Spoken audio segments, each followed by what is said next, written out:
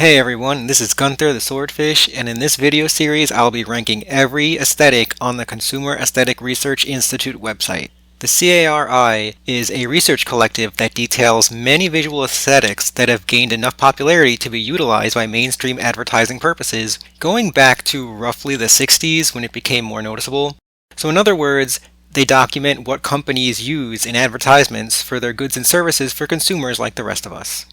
Now, this website doesn't cover every single aesthetic, as that likely wouldn't be possible and would vary depending on where in the world you're from, but it does give a wide range of them. As well, some consumer aesthetics aren't yet included on the website and are on the creator Evan Collins' separate blog, but they need more research before they're posted on the main site, so these will not be included in this video.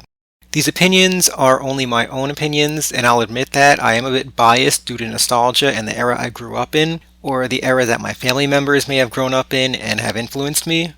But that said, these are just my rankings. So we'll begin this series, and it's going to be a 5-part video series, ranked from the lowest to the highest, the 89 aesthetics that are currently on the Consumer Aesthetics Research Institute. Number 89. Live, Laugh, Love. I hate that this is even on here. Honestly, this shouldn't even make the top 1 million. It's that bad. All it is an ugly, sort of wannabe cursive font on a plain background, and it barely counts as rustic or floral. I hate the demographic this caters to, I hate what it stands for, and I hate how popular it is, because everyone I know seems to hate it. Who is this actually for? My age group is too young for it, so maybe it's like a Gen X thing? Probably specifically suburban wine moms. Not sure what else to say. It's an ugly font, has nothing going for it. Moving on. Number 88. Urbane. So, to explain it a bit further, urbane is defined as a clean, polished style targeting sort of young, white-collar professionals in big cities. There are several urbane styles on this list. This is the worst one.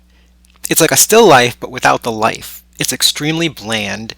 The only notable thing is that it uses sunlight coming from a window, and occasionally like a granite countertop background. There's no color, and it's hard to really pin down what exactly this aesthetic is because there's no uniting elements, and no elements to even look at. It's an ugly font with some beige or gray color. Number 87. Paperback Chic. Yet another one centered only on the font. These advertisers need to realize that a font alone is not enough to sell a product. It only got this high on the list because it has a wider range of application and a little bit more color, but it always looks like it caters to crunchy moms and yuppies. Number 86. Vector Minimalism. This is flat design, also known as one of the most hated modern art styles, aka Allegria. What sucks the most is that I usually love vector art, but this just completely ruins it. It's trying so hard to be artistic, but then it just looks like it's void of any substance at all. I would actively avoid any product or website that uses this aesthetic. Everything looks lifeless and deformed. It's like it's trying to be minimalist like the name implies, but it's just too garish and overly complicated. Number 85. Cyber Bougie. Wow, more flat design, this time with a bit of added depth. A tiny bit of color, some gradient or pattern. I'm just getting this one out of the way because I'm struggling to really find anything to comment on. It's another one mostly defined by the style and the placement of the text. Number 84. Corporate Memphis. So I'm just going to say anything with corporate in the title usually is not going to be on my good side. And like the name implies, it's trying to mimic the infamous 80s or 90s Memphis design, but it completely fails at it. It's like a less bad version of Cyber Bougie. It's a lot more colorful, but too much of it just clashes. The human models are always ugly and uninteresting. It feels very forced, too polished, and whoever made this style didn't really master the craft that they aimed for. They say that those who can't do, teach, and those who can't do Memphis, do corporate Memphis. Number 83. Dollar Store Vernacular. I worked at a dollar store for many years, so I see this in my nightmares every night. What saves this from the bottom spot is that it knows that it's aiming for the cheapest and tackiest look possible. It's like the Dolly Parton of aesthetics. It has that like graphic design is my passion meme kind of charm to it. It gets straight to the point. But it is hideously ugly. And this is one that's made by people with no design background or experience, so literally any of us could make this, so it gets a pass based on that only. Number 82. 4 colors. And yeah, for those outside the US, I spelled colors without the U. Deal with it. Anyway, it's all in the title here. It apparently represents the 4 seasons in Japan, but you can't really grasp that meaning without looking it up. The only thing solidifying this is, once again, 4 colors. With no other defining factors, it's not really an aesthetic, it's just a color palette. And the colors are nice, they're bright, they're vibrant, but not too much so. They don't clash, they go together well, and I enjoy the palette. And it makes some nice looking ads and products, but there isn't really enough to call this a solidified aesthetic.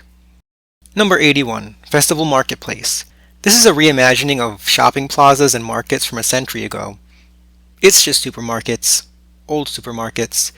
Other than food outlets like markets or food courts, you won't see this anywhere, and it has really no other applications.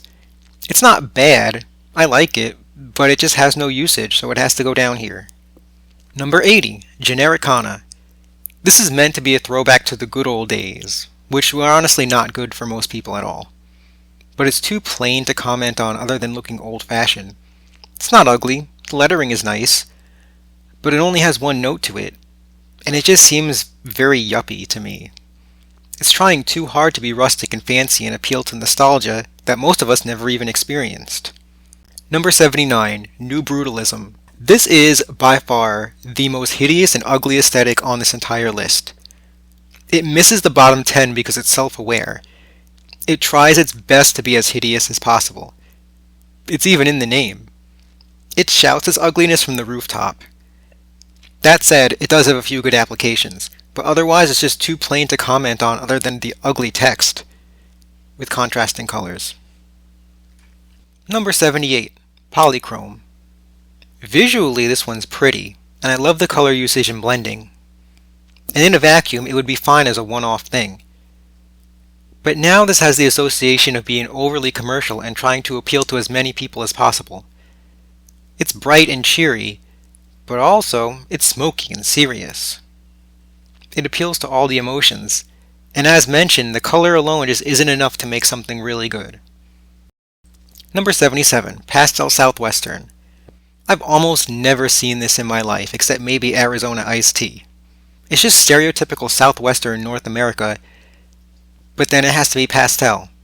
Why does this even exist? It's not bad, but just very limited usage here. It could be fun and whimsical, but I can't say I've really seen it much, and it seems almost like a fever dream, like Taco Bell got vaporwaved. Number 76. Preschool Pop. The little fur in me is about to show right now. I just love these childish aesthetics so much. It just brings me back to happier times, when life was just coloring books and snacks and nap time. Although my life still is that right now, but anyway. This one's just a little too simple for me. It's defined mostly by the style of the lettering and the drawing medium used. Almost like a crayon type of thing, as if a kid drew it. And sometimes includes way too many colors. I appreciate who this was aimed for, but the usage is very limited, and it can easily go too far and just be ugly. 75. Neo Vector Heart. Like the name implies, it's a newer version of Vector Heart. As if that and flat design had a baby. All I see are logos for companies though. I love vectors, but this is just too plain. It rarely uses much color, and it takes more than a few simple vector emblems to make an aesthetic. Number 74. Industrial Americana. The word industrial excited me, but then once I clicked on this, I got disappointed. It's another one that's meant to look rustic and old. Roughly from the 1940s, I'd say, but it just looks like somebody's unfinished basement. It has its usages. It has kind of a tool shed DIY look, but unfinished wood boards and corrugated metal sheets aren't enough to really make a good visual. This belongs in somebody's garage. Number 73. Internet Awesome Sauce. Just the name alone makes me cringe. I have a lot of nostalgia for this one, but it's not necessarily good nostalgia. It's when memes began to become a little too mainstream, and the memes back then were honestly not even good to begin with. Looking back, they reflected the people making them with how overly corny and random they were. This is less of a defined style and more of a subject of the art style. It's like an ugly precursor to Vaporwave and is something that should have stayed on 4chan. Number 72. Neon Ooze. Nickelodeon Slime. That's it. It's almost always green, so the color palette's going to be limited. The uses are also very stereotypical of kids' toys, especially young misbehaved boys. But, as a little fur, and for the nostalgia, I had to place it up here. It's definitely unique from the others. And that's it for part 1 of this video series. Stay tuned and soon I'll upload part 2 of Gunther ranks every CARI aesthetic.